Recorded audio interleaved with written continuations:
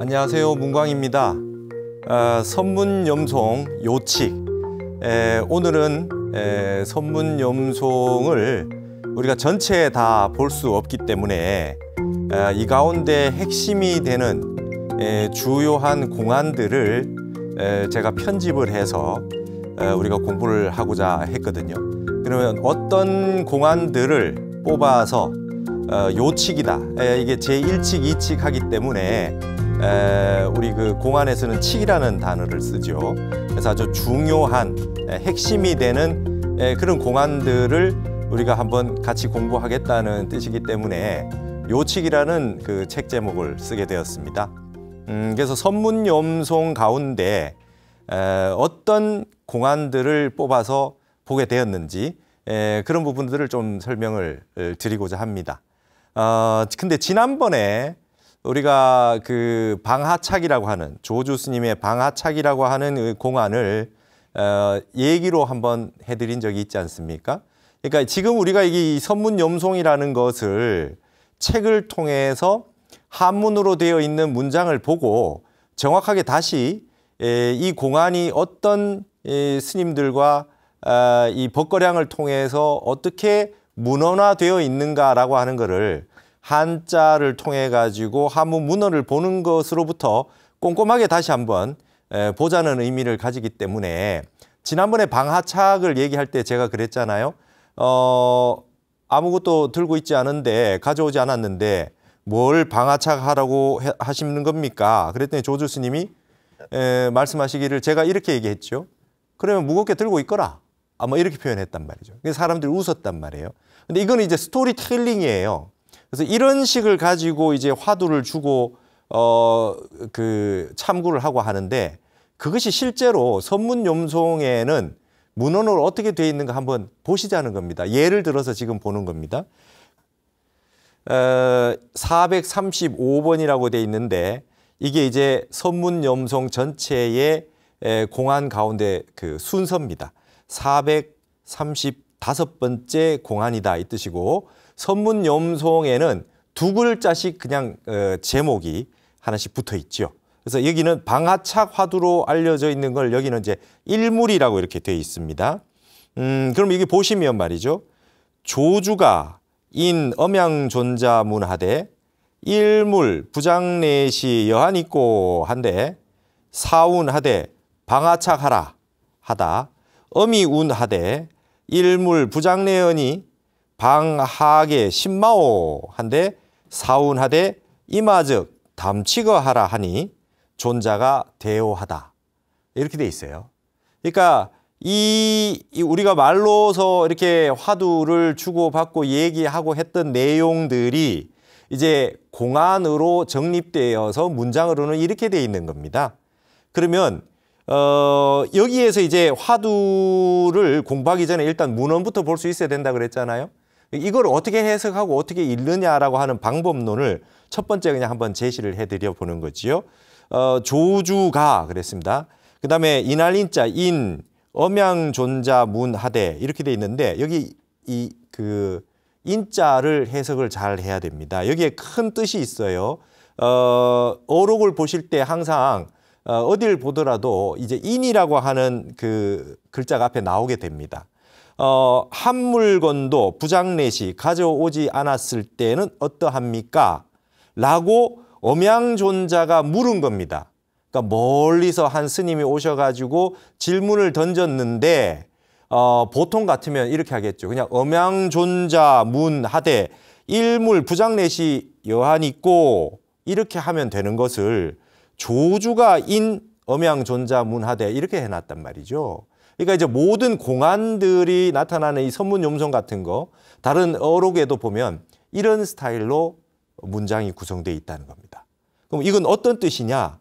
조주 스님이 엄양존자가 한 물건도 가지고 오지 않았을 때는 어떠합니까? 라고 물은 것으로 인하여 사운하되 조주 스님이 말씀하시되 이렇게 돼 있잖아요. 그러니까 이런 문장을 쓰는 이유가 있지요.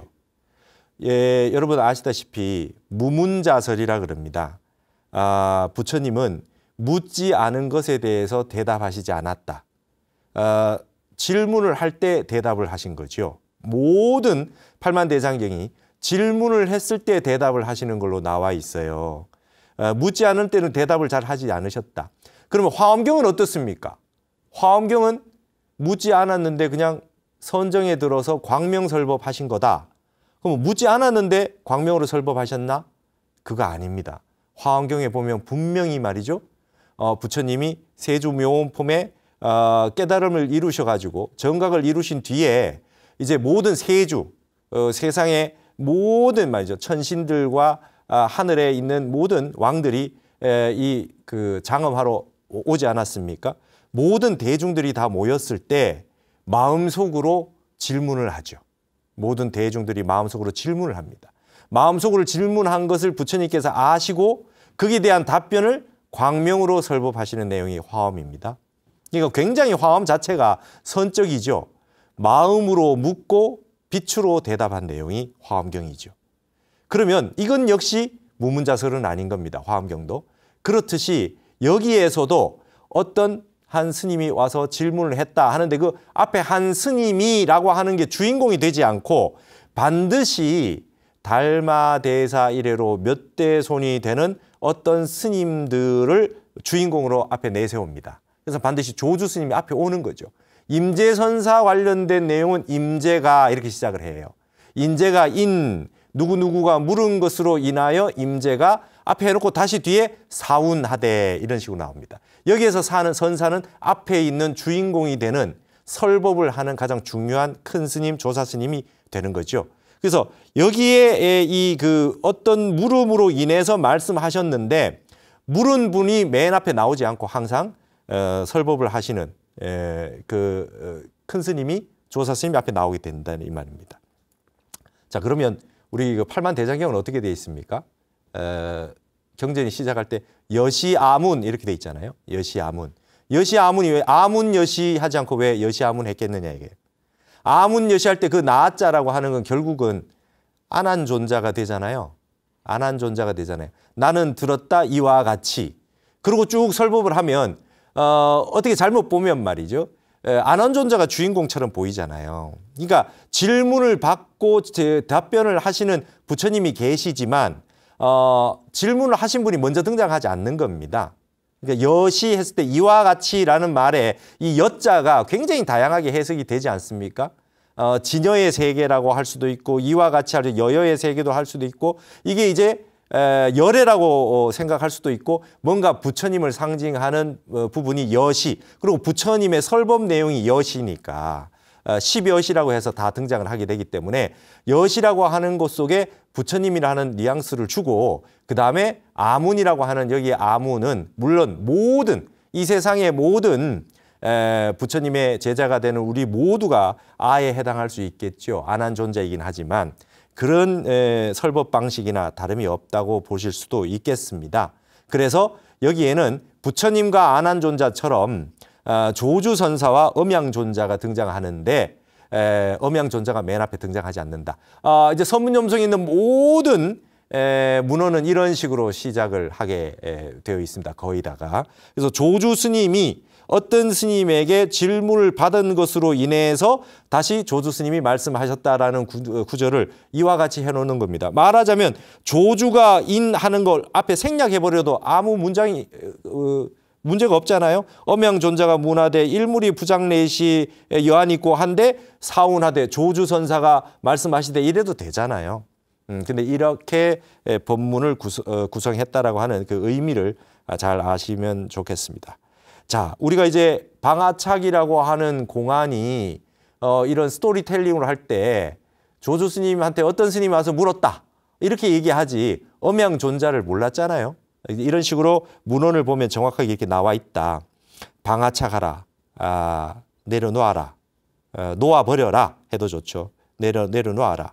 그럴 때 엄이 운하되. 그래서 항상 이 선문염송에 사운하되 하는 것은 반드시 앞에 있는 조사 스님, 설법의 주체가 되는 조사 스님이 되고 그 다음에 등장하는 스님들은 반드시 스님의 이름이 등장하게 됩니다. 그래서 엄이 운하되 그랬어요. 엄양존자가 말하되 일물 부장내언이 방하게 신마오.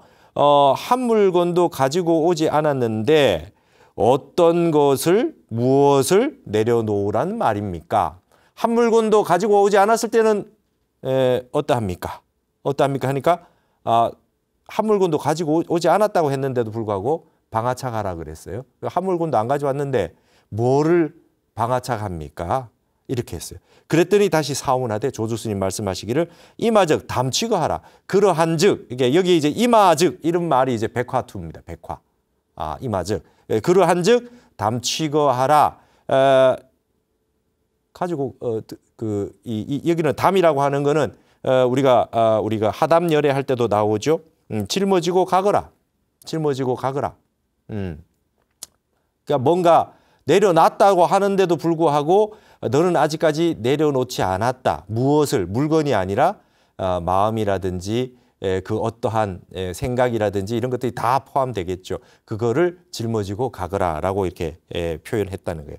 이 말 듣고 존자가 크게 깨달았다 이렇게 나오지 않습니까? 그래서 이 방아착 화두가 이렇게 435번째의 선문염송에 이렇게 들어 있습니다.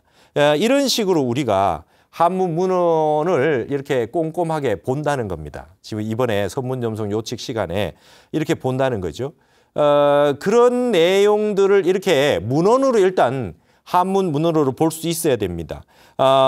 방학의 신마오, 시신마 화도 있잖아요. 이 먹고 한데 신마는 영어로 왓에 해당합니다. 이건 이제 백화체입니다. 중국인들의 구어라는 말이죠. 구어라는 것만. 이거는 이제 벌써 이게 당나라 때부터 쓰여 있던 중국의 구어체입니다. 지금 중국도 什么 이렇게 쓰잖아요. 시신마, 是什么 이렇게 쓴단 말이죠. 이런 것들이 이제 그때 당시에 이제 백화체인 것입니다. 그래서 저와 같이 공부를 하면서 이런 문헌, 예를 들면 고문진보라든지 중국의 그런 그 역사서라든지 문집에 나오는 그렇게 글로 쓴 문헌이 아니라 말로 주고받은 내용들은 그때 당시에 구어체, 백화체니까 이런 문헌들도 나와 있단 말이죠. 그래서 이건 현대 중국어를 좀 알고 그때 당시에 백화를 볼 수 있어야 정확하게 해석이 될 수 있을 것이다 이 말이죠. 그래서 이마즉 하는 이런 표현들 전부 다 그렇게 관련이 다 돼 있다. 자, 그러면 이제 여기에 내용은 여기는 뭐 그다지 화두를 들고 공부할 거는 별로 없을 것 같습니다. 여기서 이미 사람들은 다 알고 있죠. 방아착하라 했을 때 무엇을 내려놓아라.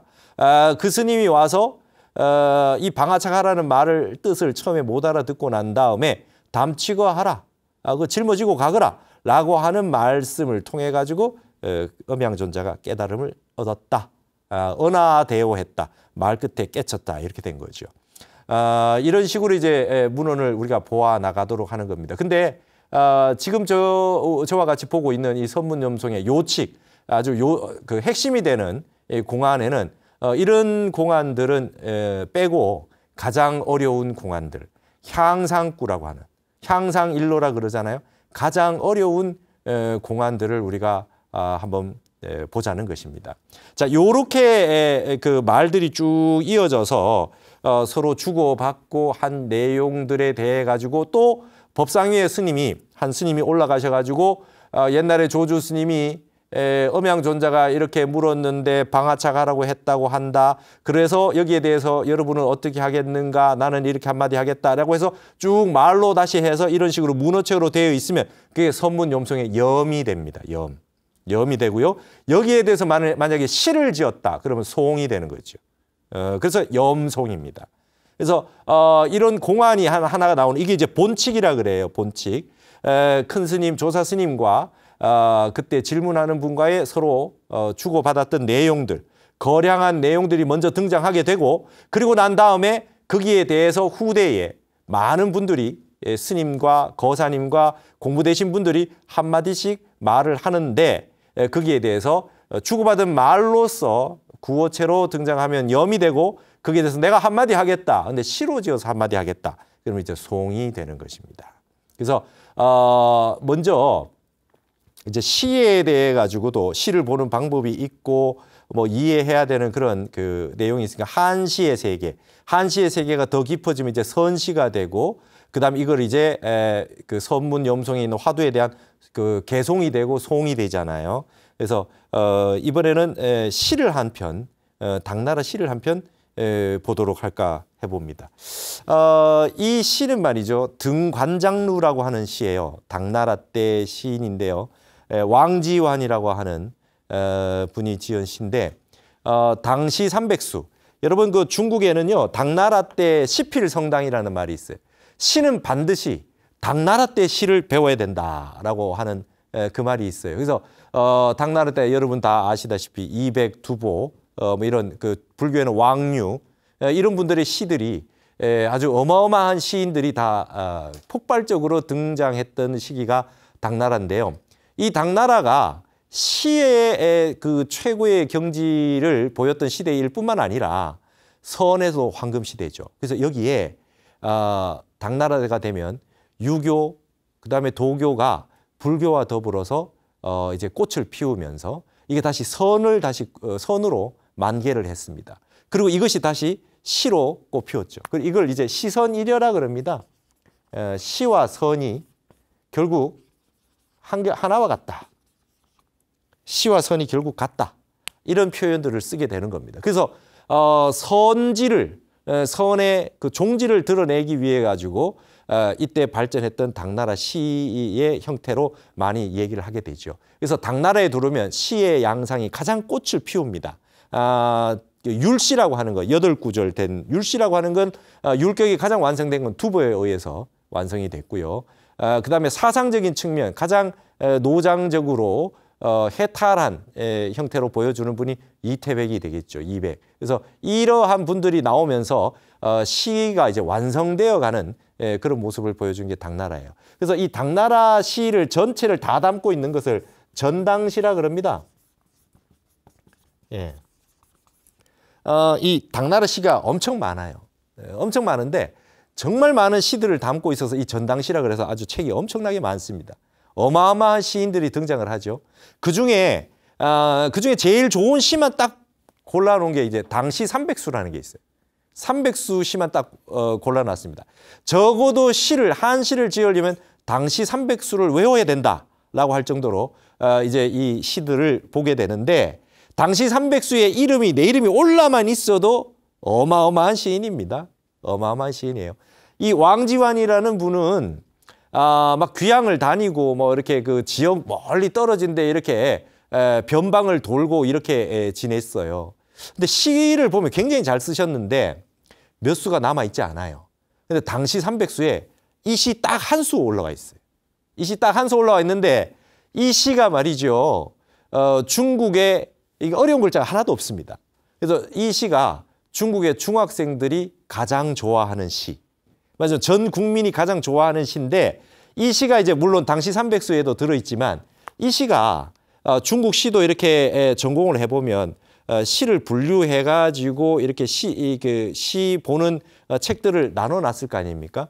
여기는 이 시는 어디에 들어있냐면 천리시 감상사전에 들어있어요. 천리시, 철학적인 이치를 담고 있는 천리시. 철학시라고 하는 천리시 감상사전에 이게 들어있어요. 한번 보시겠습니다. 관장루라고 하는 누각에 올라간 거예요. 여러분 왜 자꾸 올라갑니까? 높은데. 시인들이 자꾸 왜 높은데 올라가서 등고, 등악양루, 등관장루, 그렇죠? 황학루, 등금능 봉황대. 아주 최고의 시인들은 반드시 높은데 올라가는, 이게 등고시라 그래요. 등고시. 높은데 올라가는 시가 반드시 있죠. 높은데 왜 올라갑니까? 제가 이 얘기하는 거는 여기 이제 향상일로 얘기하려고 그러는 거예요. 향상일로. 인간은 산에 올라가고 높은 데 올라가고 누대에 올라가는 목적이 내가 높은 곳에 올라가면 다 내려다 보이잖아요. 그러니까 나의 인격과 수행과 경지가 한층 더 올라가기 위해서 누각을 오른다 이렇게 보는 겁니다. 그래서 모든 시인들의 시에는 산을 올라가는 이게 등고시라고 하는 시들이 다 등장을 하게 됩니다.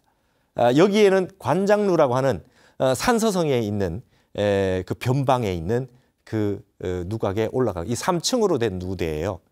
지금도 유명합니다. 이 시가 너무 유명하니까.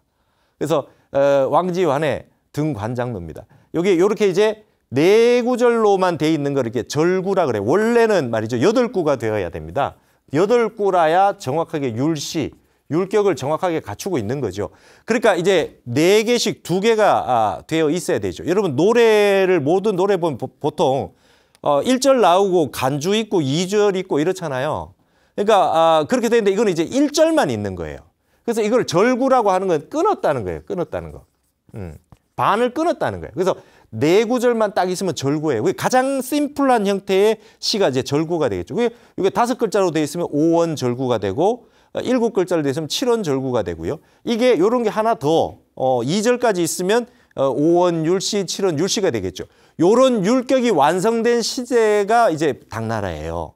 그리고 이 율을 가장 잘 맞춘 분이 두보고요. 그러니까 이게 당시를 반드시 외우고 공부하는 이유가 이렇게 있다는 겁니다.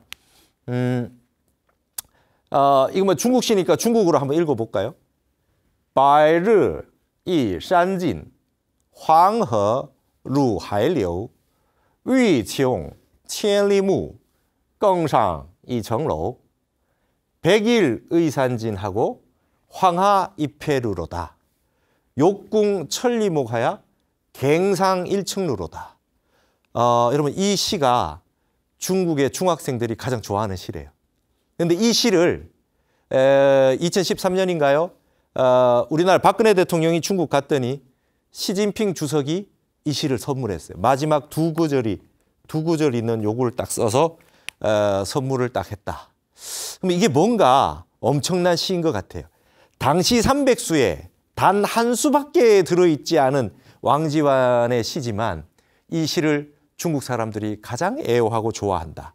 202보 시를 제치고 이 시가 중학생들 1등 시에 올라갔고 전 중국인들이 이만큼 애호하는 시다 말이죠. 근데 이게 철학시라는 거예요. 천리시 감상사전에 들어있다.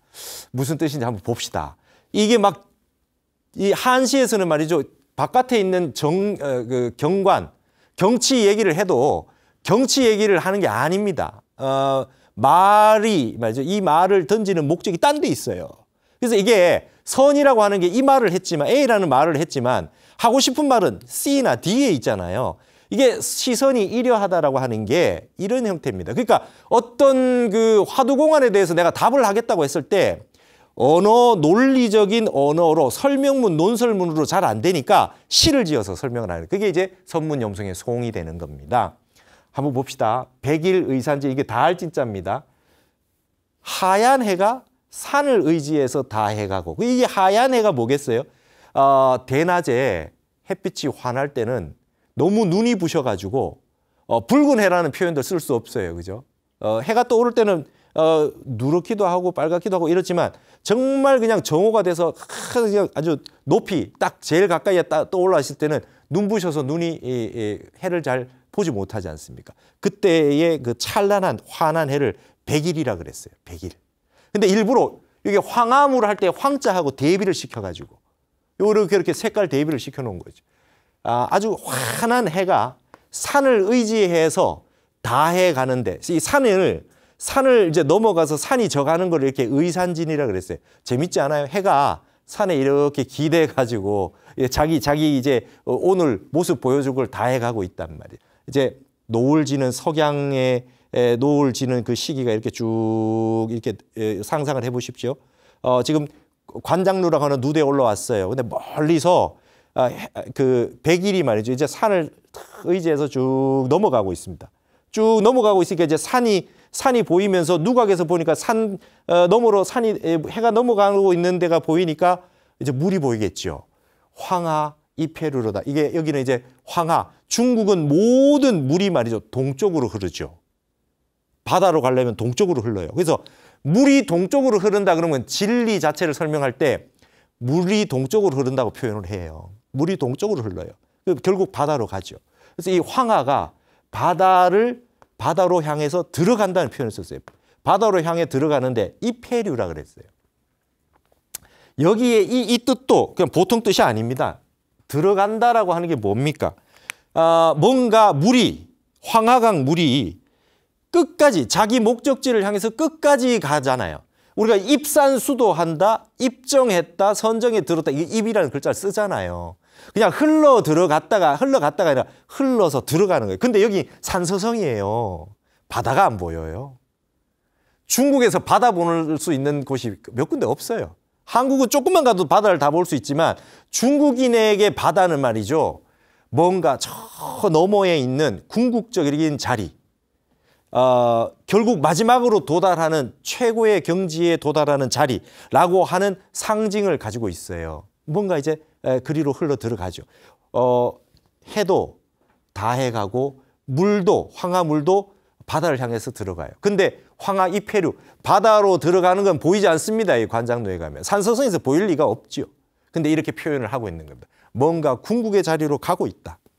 그 흘러가는 물하고 해가 넘어가는 산하고가 대비를 보이면서 하늘의 태양과 땅에 있는 물이 서로 만나서 저리로 이제 가고 있는 모습을 뭔가 다 자기 갈 곳을 가고 있잖아요.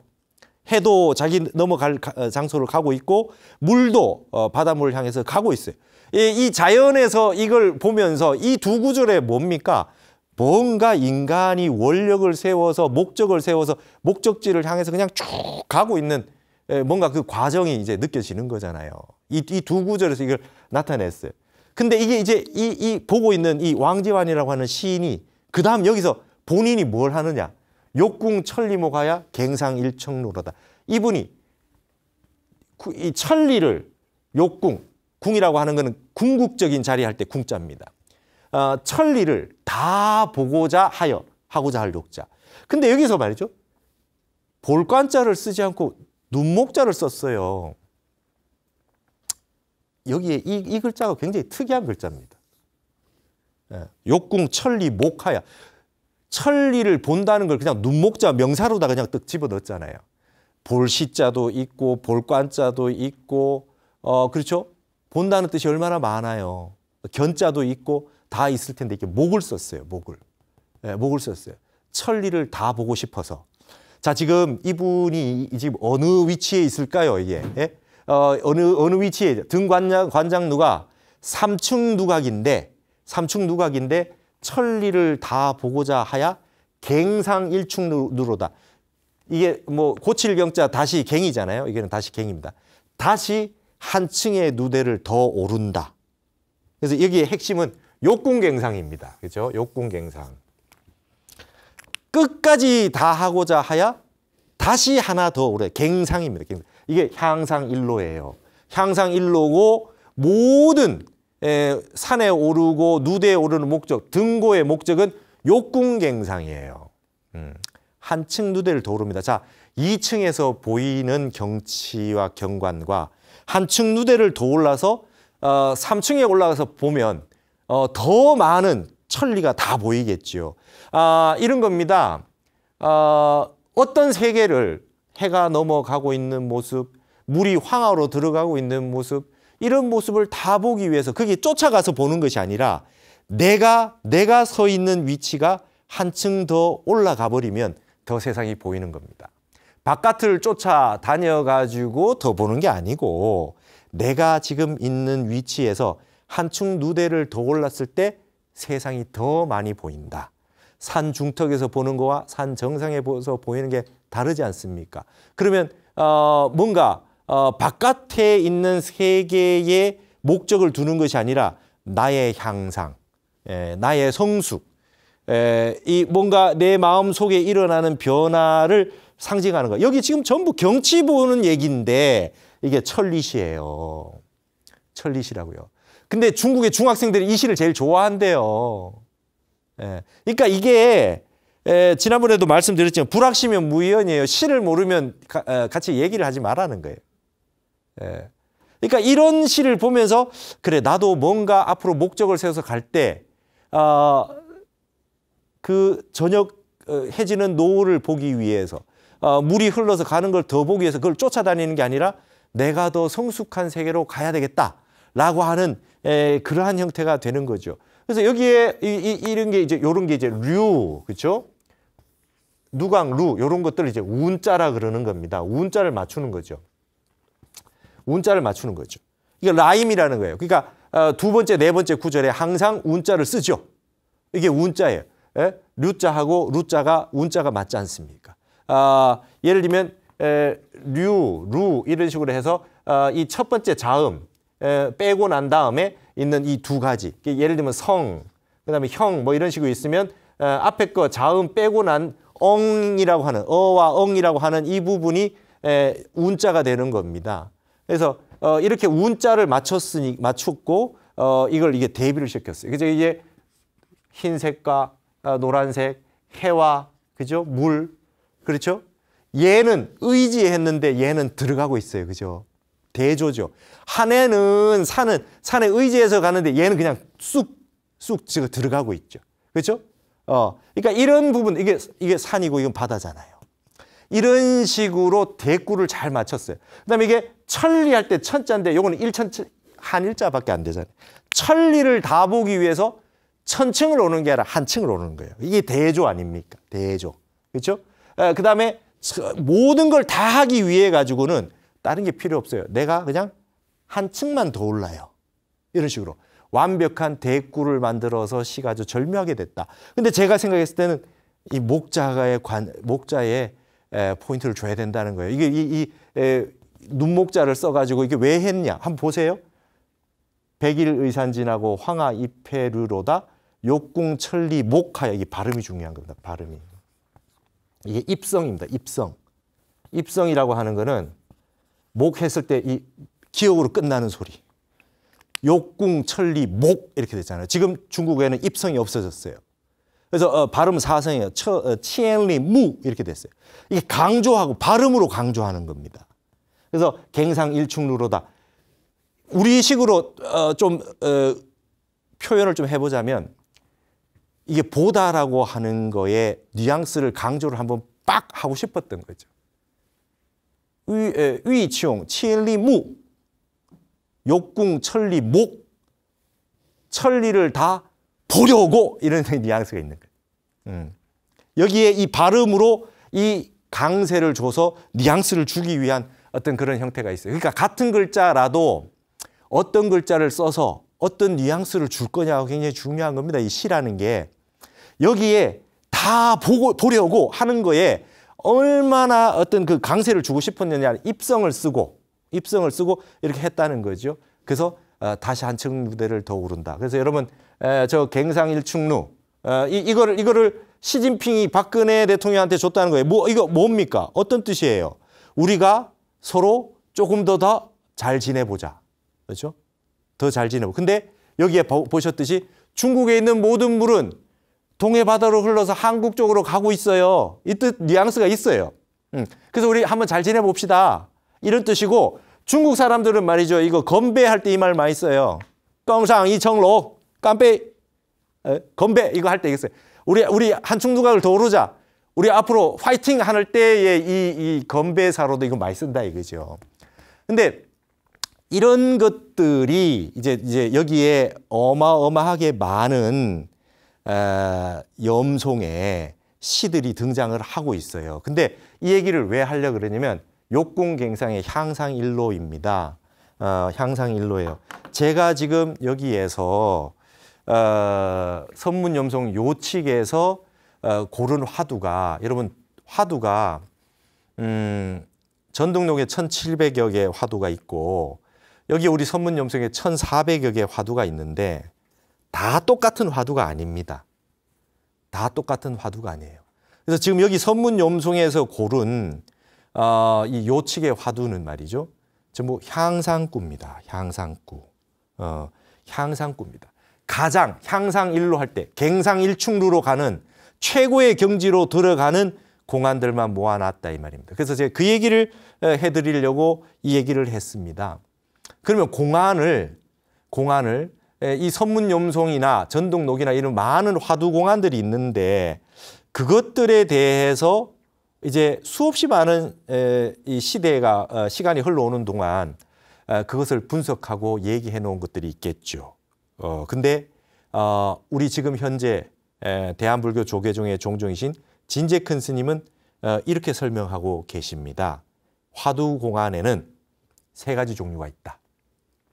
첫째, 법신 변사가 있고 열애선의 진리가 있고 그 다음에 공안 가운데 가장 어려운 향상구의 공안이 있다. 그 말씀을 어떻게 해놓는지 한번 보시겠습니다. 진제 큰 스님께서 선백문백답이라고 하는 묻고 답했던 그런 얇은 책이 하나 있습니다. 아주 오래전에 나온 책인데요. 거기에 이런 말씀을 해놓으셨네요. 수행을 하다 보면 법신변사의 경지가 열렸는지, 열애선의 경지가 열렸는지, 향상구의 경지가 열렸는지 진가를 분별할 수가 없거든. 그렇기 때문에 허공보다 넓은 진리의 세계를 한쪽 부분만 보고 다 보았다고 하면 안 되는 것입니다. 그랬어요. 1700공안, 여기 선문염석에 1400여 공안, 수없이 많은 공안이 있는데 향상구라고 얘기할 수 있는 공안들, 가장 어려운 공안들의 경지가 열려야 공부가 끝이 났고 이제 그 참학사 필이다. 우리가 참고하는 이 참선한 일을 해마친다. 대장부 일대사를 해마치는 건 향상구의 공안들이 뚫려야 된다는 거예요. 근데 법신변사가 뚫리거나 열애선의 경지가 뚫려가지고는 아직까지 허공의 세계에 전체 다 보지 못하고 코끼리의 코만 본다든지 꼬리만 본다든지 코끼리의 다리만 본다든지 일부분만 보고 내가 깨달았다고 하면 안 된다는 거예요. 부처님 같이 열반 적정에 들기 위해서는 최고의 경지에 도달하기 위해서는 향상구 공안들이 뚫려야 되는데 향상구 공안이 뚫리려면 백천삼매, 가장 깊고 깊은 삼매의 경지에 도달해야 그게 뚫린다. 그렇게 해서 이 공안들 가운데는 이렇게 경지가 다른 공안들이 그 포진을 달리해서 있다 이렇게 돼 있습니다. 그러면 예를 들면 그 앞에서부터 쭉 있으면 순서대로 되어 있습니까? 그렇지 않습니다. 중간중간에 막 섞여 있습니다. 어느 게 향상구인지, 어느 게 열애선인지, 어떤 게 법신변사인지 잘 알 수가 없어요. 그래서 여기에 이런 말씀을 해놨습니다. 향상구 화두를 강조하셨는데 종종 큰 스님께서 화두에는 법신변사의 화두가 있고 열애선의 화두가 있고 향상구, 향악구의 화두가 있고 최촉구, 마루구의 화두가 있고 1구, 2구, 3구의 화두가 있다. 우리가 역대조사 스님네들을 보건대 2번, 3번 깨달은 이들이 부지기수이다. 그것은 왜 그러냐 하면 1년 무심삼매에 들어가서 3, 7일이고 한 달이고 두 달이고 1년이고 흐르는 그 가운데서 해결이 되면 더 깨달을 것이 없이 여지없이 깨닫게 되는데 1년 무심삼매가 안 되고 호련히 깨닫는 수가 덜어 있다. 그런데 그것은 힘이 미약해서 낱낱 법문, 차별 법문을 다 보지 못하기 때문에 다시 참고해야 된다. 2번, 3번 깨닫게 되는 원인이 바로 거기에 있는 것이다. 그러니 향상구를 들어서 1년 무심삼매 해결이 된다면 그것은 여지없이 깨달아 더 깨달을 것이 없다. 이 말씀을 하셨어요. 자, 그러니까 역대 큰 스님들이 2번, 3번 깨쳤다. 이런 분들 많습니다. 한 번에 깨치는 것이 왜 안 됐냐면 단박에 깊고 깊은 무심삼매의 최고의 선정의 경지에 들어가서 타파가 되면 화두가 타파가 되면 더 이상 공부할 게 없는데 공부가 끝날 수 있을 만큼 깊은 선정에 들어가지 않은 상태에서 호련히 깨치거나 알게 됐을 때 그랬을 때는 다시 점검을 받아서 새로운 화두를 받아가지고 공부를 하신 분들이 많다. 그런데 대부분 마지막에 어디에 막히느냐? 향상구 공안에 막힌다 이 말입니다. 그래서 이 향상구 공안들이 이제 가장 관건이 된다고 보는 것이죠. 그래서 지난번에도 말씀드렸듯이 제가 여기에 구성해 놓은 공안들은 말이죠. 거의 대부분이 향상구 공안들로 구성이 되어 있다는 겁니다. 그러면 향상구 공안을 어떻게 알아서 여기에 모았느냐? 그것은 지금 진제 큰 스님을 비롯해서 성철 스님이라든지 역대 큰 스님들께서 이것이 향상구 공안이다. 왕삼매 법문이다. 삼매 중에서도 깊고 깊은 왕삼매에 들어야 화두가 타파가 된다라고 말씀해 놓으셨던 그런 공안들을 다 뽑아가지고 우리가 아까 방아착 화두라고 하는 거 우리 말로만 그냥 해가지고 설명을 하고 스토리텔링을 알고 있었던 것들을 문헌으로 한 번씩 보는 겁니다. 그 향상구 공안들의 본칙을 보고 거기에 따라서 역대 큰 스님들이 뭐라고 하셨는지 염을 보고 송을 보는데 이러한 방식으로 시도 볼 줄 알고 염을 통해서 문헌을 볼 줄도 알아야 되겠다는 거예요. 그래서 구성을 이렇게 해놔서 제가 선문염송 요칙이라고 한 겁니다. 제가 이거를 편집한 건 제가 했고요. 이것을 아마 강의를 여러 번 했습니다. 처음에 이제 동국대 불교학술원에 불교한문 아카데미의 심화과정에서 했고 경주 동국대 대학원에서도 했고 금강선언에서도 했고 탄어강숙에서도 했고 똑같이 이렇게 편집을 해가지고 그동안 강의를 했던 그런 내용들입니다. 이 화두에 구성이 그렇게 돼 있죠. 그 제1권에 제1권, 2권, 뭐 5권이라고 된 건 선문염송 30권의 체계 속에서 권수입니다. 그래서 제일 첫 번째 제1칙이다. 선문염송의 맨 처음에 나오는 공안이기 때문에 도솔이라고 하는 공안은 넣습니다. 이거는 향상구 공안은 아닙니다. 첫 번째 공안이기 때문에 넣은 겁니다. 그 다음에 여인 출정화, 한 여인이 선정해서 나오는 이야기라고 하는 게 두 번째고요. 그 다음에 돌부자 수일족이라고 하는 거는 이제 돌이라고 하는 건 무딘 이 말입니다. 무딘 도끼라고 하는 뜻이죠. 돌부자. 그 다음에 수일족이라고 하는 건 한 발을 들이밀었다, 쑥 내밀었다라고 하는 공안이고요. 장두백 해두기라고 하는 건 서당 지장의 머리는 희고 백장 해해의 머리는 검다라고 했던 마조 스님이 말씀하셨던 공안을 말하는 겁니다. 그 다음에 다섯 번째가 일면불, 월면불 하는 말이에요. 마조 스님 마지막 돌아가실 때 이 한마디를 하시고 가셨다. 이게 큰 화두가 된다. 그 다음에 마조 일할이라고 하는 공안이 있고요. 그 다음 남전 참묘, 남전 스님이 고양이 목을 뱉다라고 하는 공안이 있어요. 그리고 이 남전 참묘는 뭐 향상구라고 보기는 좀 어렵다 이렇게 얘기합니다. 최고의 향상구는 아니지만 그래도 이 공안이 굉장히 중요한 공안이어서 이건 넣어봤어요. 그다음에 이 조주무자, 조주무자도 향상구 공안이 된다. 그래서 조주무자 화두를 많이 들었고 역대 많은 조사 스님들, 학자 여러분들이 조주무자로 가지고 화두를 얘기를 많이 하게 돼 있습니다. 그 다음에 이제 조주적양화, 버들꽃을 딴다, 버들꽃을 딴다 했던 거. 영운도와 영운 스님이 복사꽃을 보고 깨달았잖아요. 그와 관련된 이야기. 그 다음에 여삼이거 마사도래라. 이게 이제 경어 스님이 화두를 들어서 크게 깨치셨다고 하는 나귀의 일이 가지 않았는데 말의 일이 왔구나라고 하는 공안. 그 다음에 이제 덕산 탁발화입니다. 이 덕산 탁발화가 덕산 스님이 그 탁발이라고 하는 건 바로 들고 이제 공양간에 가는 얘기인데 이 공안을 가지고 역대 큰 스님들이 굉장히 이 거량이 많았던 내용입니다. 그 다음에 이제 일수대 일수익, 한쪽 손은 들고 한쪽 손은 내렸다라고 하는 암두 스님 얘기. 그다음 암두 도자, 암두 스님이 말이죠. 범난이 있어가지고 뗏목을 가지고 이 그 뱃사공을 하던 시절의 이야기입니다. 그 다음에 이제 취암 미모라고 하는 운문관자 화두라고 하는 거. 운문선사가 관, 빗장관자 관 했던 그 화두고 말이죠. 맨 마지막에 16번째가 파자소암입니다. 노파가 암자를 불태웠다라고 하는 거 들어보셨을 겁니다. 이게 이제 마루칙입니다. 맨 마지막 선문염송에는 이게 맨 마지막에 이 공안이 있는데 이건 역시 향상구 공안이 되겠습니다. 그래서 우리가 앞으로 16개 공안, 이 가운데 만만한 공안이 거의 없어요. 전부 향상구의 공안입니다. 그래서 향상일로, 욕궁천리모가야 갱상일충로로다. 자, 지금까지 공부됐다고 하는 분들, 내가 공부를 잘하고 불교에 대해서 잘 안다고 하는 분들 스스로 한번 점검을 해보셔라. 이 16개 공안을 환하게 다 아시느냐 모르느냐. 이게 여기에서 막히는 부분이 있다 그러면 참선을 한번 다시 화두를 들고 참선을 하셨으면 좋겠고, 지금까지 공부됐다는 거 여기 모르는 게 막히는 게 나오면 공부됐다는 거 다 내려놓고 참고를 해야 된다. 저도 여기 있는 공안들 가운데 하나를 들고 지금 정진을 하고 있습니다.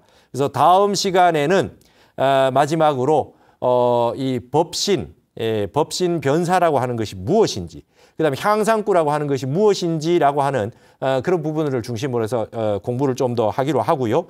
그 다음부터 이 책에 진각해심국사의 이 선문염송을 지으셨던 서문을 비롯해서 하나하나씩 공부를 해 나가는 그런 시간을 갖도록 하겠습니다.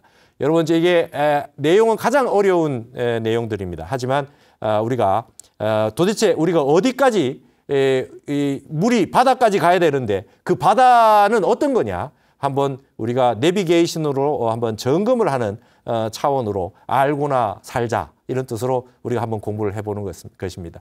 오늘 선문염송 요칙 시간은 이걸로 모두 마치겠습니다. 감사합니다.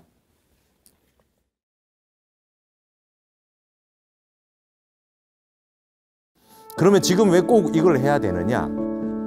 저는 그런 얘기를 많이 합니다. 한문으로 경전을 왜 봐야 되며 옛날 하고 있던 가나선의 전통을 왜 해야 되느냐 이런 말을 하는데요. 우리가 가지고 있었던 수행의 근본들, 전통, 그다음에 이 무수도인을 만들어냈던 이 가나선의 전통, 그다음에 한문 불전의 이 공부 이런 것들을 우리가 지켜놓지 않으면 이 맥이 끊어진다 이거죠. 선사여셨던 진각해심국사가 얼마나 글을 한문을 문장을 잘 쓰셨는지 한번 여러분 감상해 보시는 시간이 됐으면 좋겠습니다.